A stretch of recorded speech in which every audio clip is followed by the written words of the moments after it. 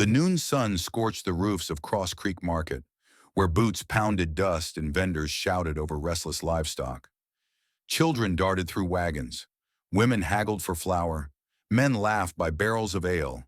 But near the center, a strange stillness broke the chaos. A young woman stood tied to a post, her dress dusty, hands calloused. Buyers looked and turned away. In a crowded market, she stood still, her past echoing in the laughter around her. The woman who once prayed for children now stood accused of being useless. But then, he stepped forward. He didn't raise his voice. He didn't strike back. He just said, "She's the only one who made my daughter smile since her mother died." That moment changed everything. The sun blazed mercilessly over Cross Creek Market, casting long, trembling shadows between stalls of worn canvas and barrels of grain. The air was thick with the tang of sweat, manure, and hot iron. Vendors barked out prices, children darted through wagons, and horses pawed at the dust. Amid the chaos, one sight froze the market in its tracks. Tied to a weathered post in the center of it all stood a young woman, hands bound cruelly behind her back. Her name was Clara Mayfield, and she was being sold like a mule. Her once white dress was stained with dirt and humiliation. Her cheeks burned not just from the sun, but from the sting of her father's words. Earl Mayfield, a man with more debts than compassion, stood beside her with his arms crossed, his mouth curled in disdain. "She's barren," he declared loudly, voice sharp enough to slice through the market's noise. "Can't carry a child to save her life. But she cooks, she sews, and she don't talk back. Half the price of a breeding cow." Clara's lips trembled, but no tears came. She had cried all she could the night she was thrown out of her husband's home. Thomas Blakely, her former fiancé, once a childhood friend and son of a wealthy cattle baron, had married her in a church with flowers in her braid and hope in her eyes. For 2 years, Clara prayed for a child.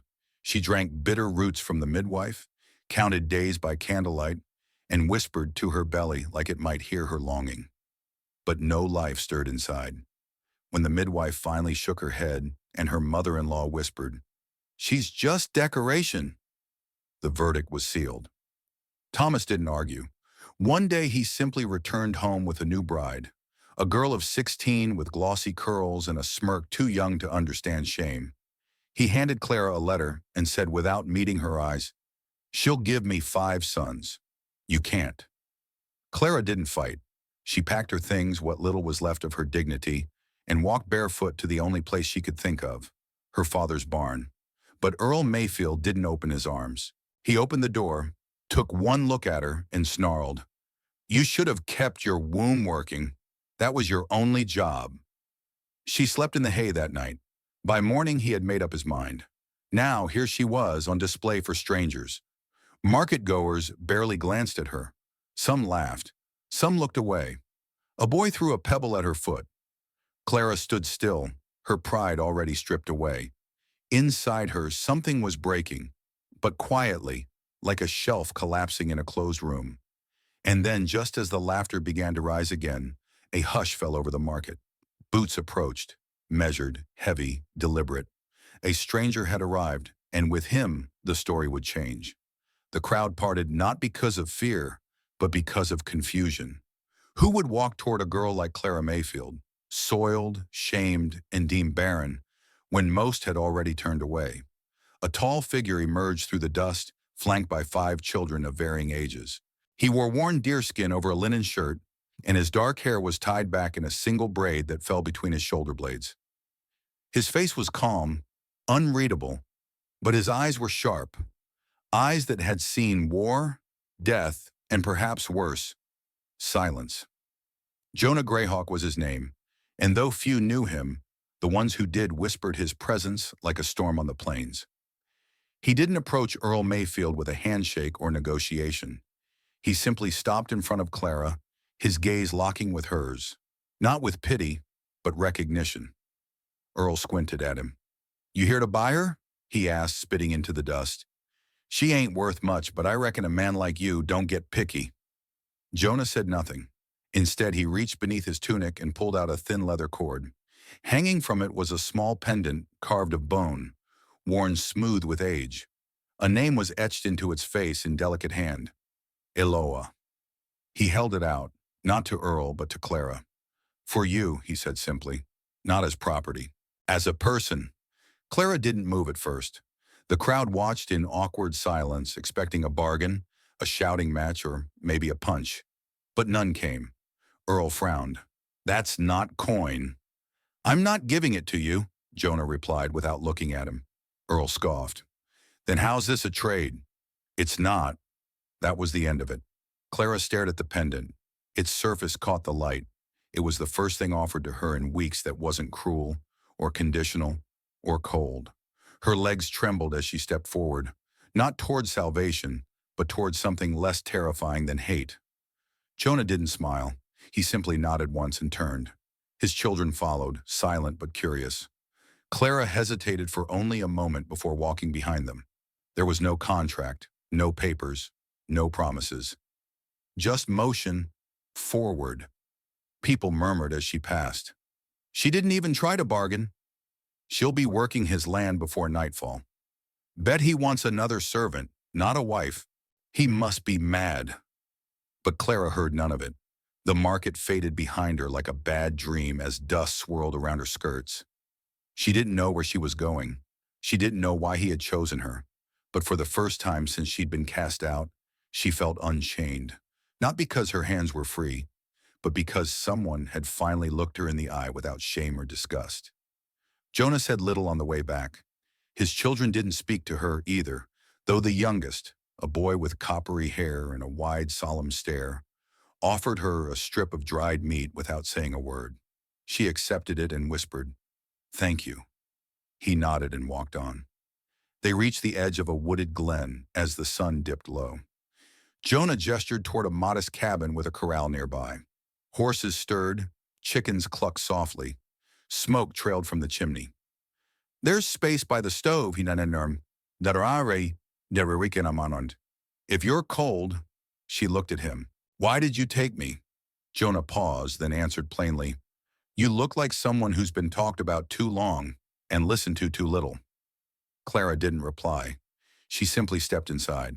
That night she didn't sleep like a prisoner. She slept like someone who had been noticed and not owned.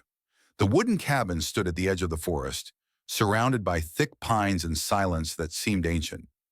It was not grand, just a single room with a fire pit in the center, worn blankets folded neatly, and shelves made from rough-cut timber. But it was shelter.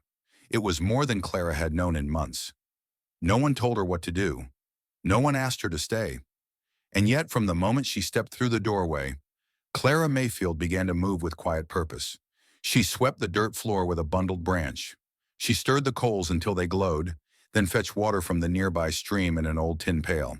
Her hands moved not out of duty, but instinct, to create warmth, to restore order where there had been only survival.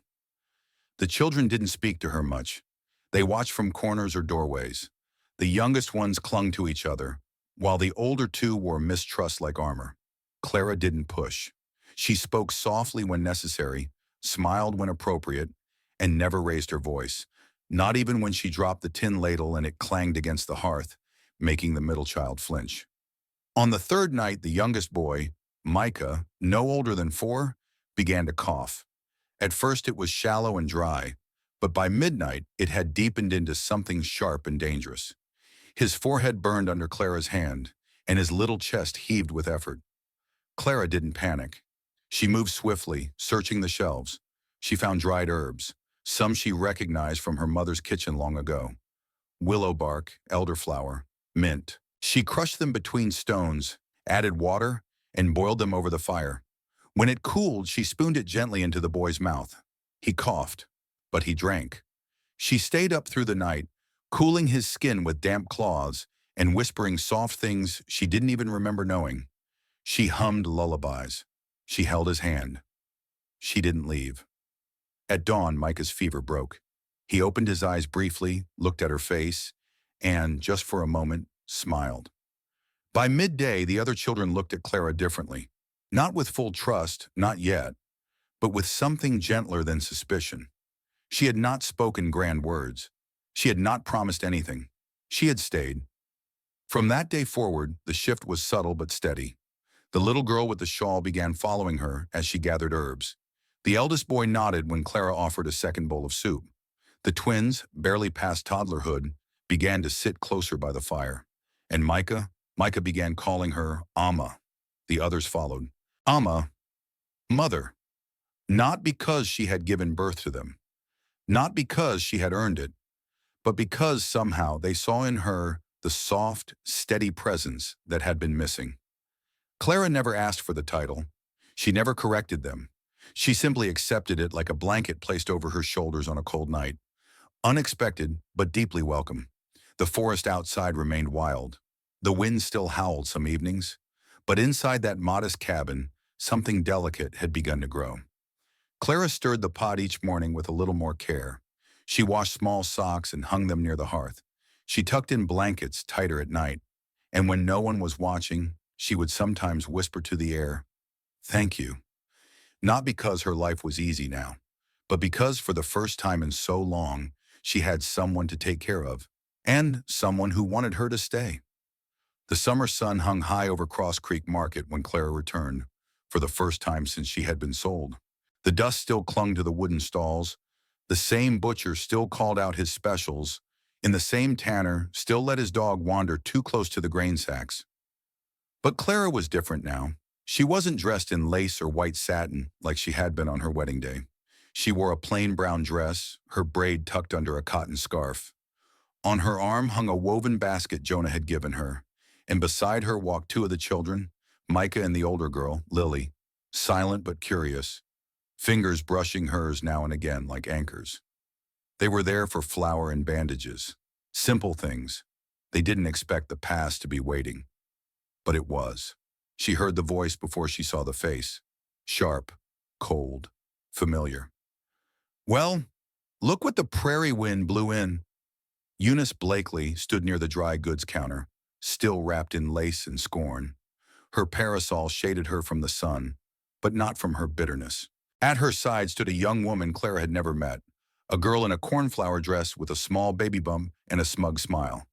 "That's her?" the younger woman asked, loud enough for others to hear. "The one who couldn't even bear a squalling pup?" "Yes," Eunice answered with a sneer. "Pretty but cursed, useless as a cracked jar. We gave her everything, and she gave us nothing." Clara froze. Her fingers tightened around the basket handle. Around them shoppers slowed. Whispers bloomed like weeds. She had imagined this moment 1,000 times. What she would say, how she might stand tall and strike back. But now her throat burned. No words came, just the crushing weight of old shame. And then, a shadow stepped beside her. Jonah Greyhawk didn't speak at first. He simply stood still, taller than most, with dust on his boots and calm in his bones. The marketplace seemed to hush, as if listening. Then in a voice like smooth iron, he said, "She is the only one who made my daughter smile since her mother died." The words weren't loud, but they carried like thunder. Clara's breath caught. Jonah didn't look at Eunice. He looked straight ahead, his eyes unreadable. "She hums lullabies in a language not her own. She stays up with fevered children. She remembers birthdays no one told her. That is worth more than sons born of blood, but raised without love." A stunned silence spread. Eunice's face flushed crimson. The young woman beside her shifted awkwardly. Vendors looked away. Some nodded. One even muttered, "Amen." Jonah didn't touch Clara.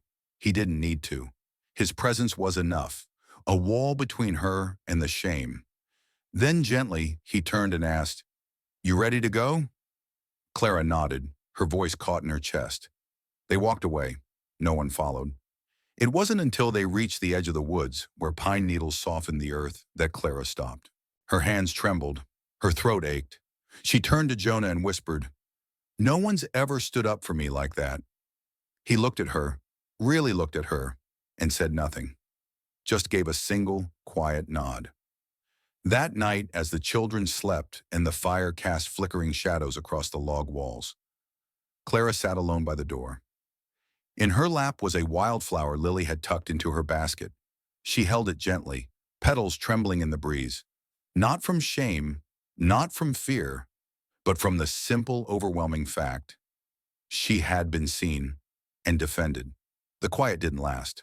Late one morning, as Clara prepared sweet corn broth and the children chased each other through the garden, the pounding of hooves shattered the calm.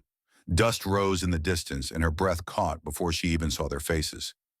4 riders, all wearing stiff coats, polished boots, and hardened expressions.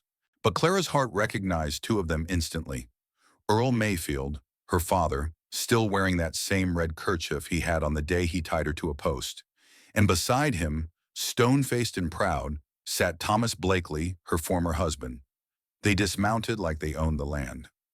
Jonah met them at the edge of the field, his arms folded, silent. The children peeked from the doorway, wide-eyed. Clara stood behind them, heart pounding. Earl was the first to speak. "We've come for what's ours." He tossed a folded document onto the ground between them. "Signed by the county judge. Stamped by the preacher himself. I sold her fair and legal." Thomas remained silent. His eyes didn't meet Clara's. He looked past her, like she was furniture he once used but no longer wanted. "She's our blood," Earl said coldly. "She belongs with her kind." One of the other men muttered, "The Comanche got no right to keep a white woman. You'll bring cavalry down on your heads." Jonah's reply was low, calm. "She's not owned, not here." The standoff hung like thunder in the air. That night, the tribal council gathered under the old cedar tree. The decision was swift but solemn. "We cannot afford war," one elder said softly. "Too many lives lost already." They asked Clara to leave by morning. They called it a safety measure. But Clara heard what they didn't say. "You are the risk." No one tied her hands. No one locked her away. But a quiet lean-to was set aside for her. She lay there on the floor, staring at the beams, rage and grief pressing down like stones on her chest. Then the wind shifted, and Clara remembered something she had buried long ago. She was not an object, not anymore. She stood, walked to the fire, and took a sharp piece of pottery from the edge of the hearth. With steady hands, she pulled the string from her braid and began cutting. Strands of soft brown hair fell like dried petals. She didn't stop until her neck was bare, until the mirror in her mind no longer reflected the girl who begged to be kept. Then, barefoot and quiet, she stepped into the darkness. The stars watched as she returned to the lodge, not to hide, but to declare. Jonah looked up as she entered. "I'm not going back," Clara said firmly. "They bought me with law, but I'll save myself with love." He didn't speak.